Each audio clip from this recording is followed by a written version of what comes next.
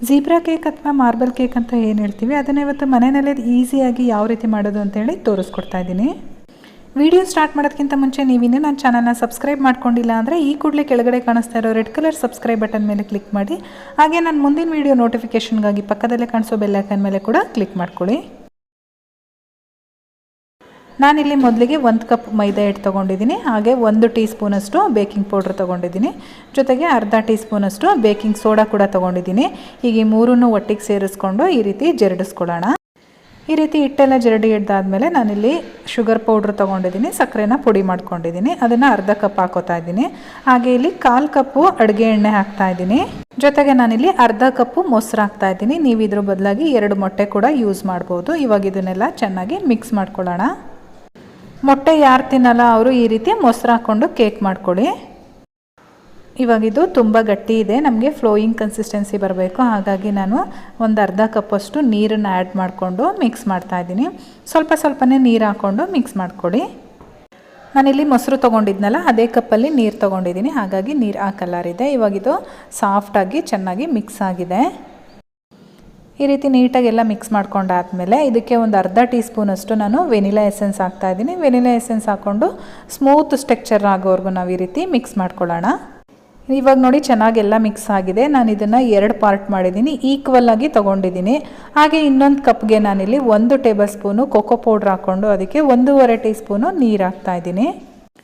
ನೀರು ಹಾಕ್ಕೊಂಡು ಇದನ್ನು ನೀಟಾಗಿ ಮಿಕ್ಸ್ ಮಾಡ್ಕೊಳ್ಳೋಣ.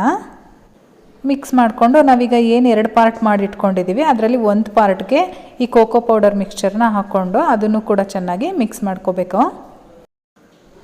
ಇದನ್ನೆಲ್ಲ ಹಾಕ್ಕೊಂಡಾದ್ಮೇಲೆ ಅದು ನೀಟಾಗಿ ಅದರೊಳಗಡೆ ಹೊಂದ್ಕೋಬೇಕು, ಅಲ್ಲಿವರೆಗೂ ನಾವು ಮಿಕ್ಸ್ ಮಾಡಬೇಕಾಗುತ್ತೆ.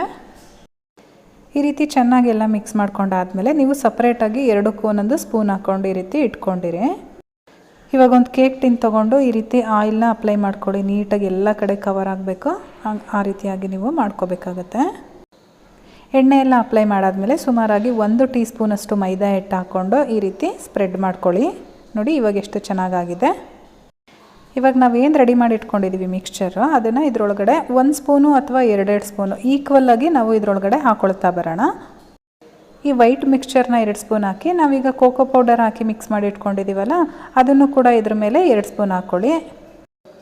ಇದೇ ರೀತಿಯಾಗಿ ಹಾಕ್ಕೊಳ್ತಾ ಬನ್ನಿ. ಅದೊಂದು ಸ್ಪೂನು ಇದೊಂದು ಸ್ಪೂನು ಅಥವಾ ಅದು 2 ಸ್ಪೂನು ಇದು 2 ಸ್ಪೂನು.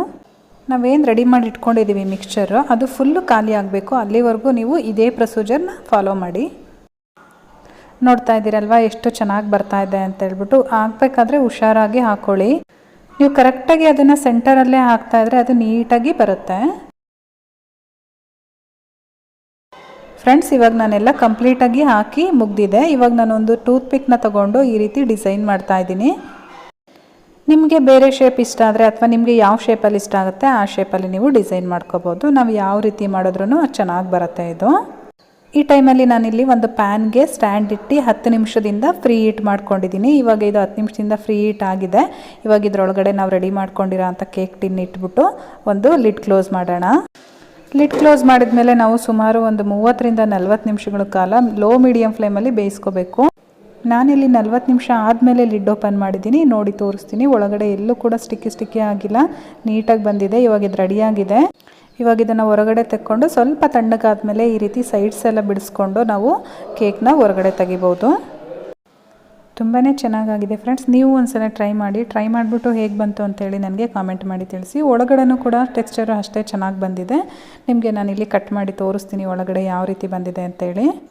ಇವತ್ತು ನಾನು ಮಾಡಿರೋ ಈ ರೆಸಿಪಿ ನಿಮಗೆಲ್ಲ ಇಷ್ಟ ಆಗಿದರೆ ದಯವಿಟ್ಟು ಲೈಕ್ ಮಾಡಿ, ಹಾಗೆ ಶೇರ್ ಮಾಡಿ ನಿಮ್ಮ ಫ್ಯಾಮಿಲಿ ಮತ್ತು ಫ್ರೆಂಡ್ಸ್ ಜೊತೆ. ಹೇಗೆ ಬಂದಿದೆ ಅಂತೇಳಿ ನನಗೆ ಕಮೆಂಟ್ ಮಾಡಿ ತಿಳಿಸಿ.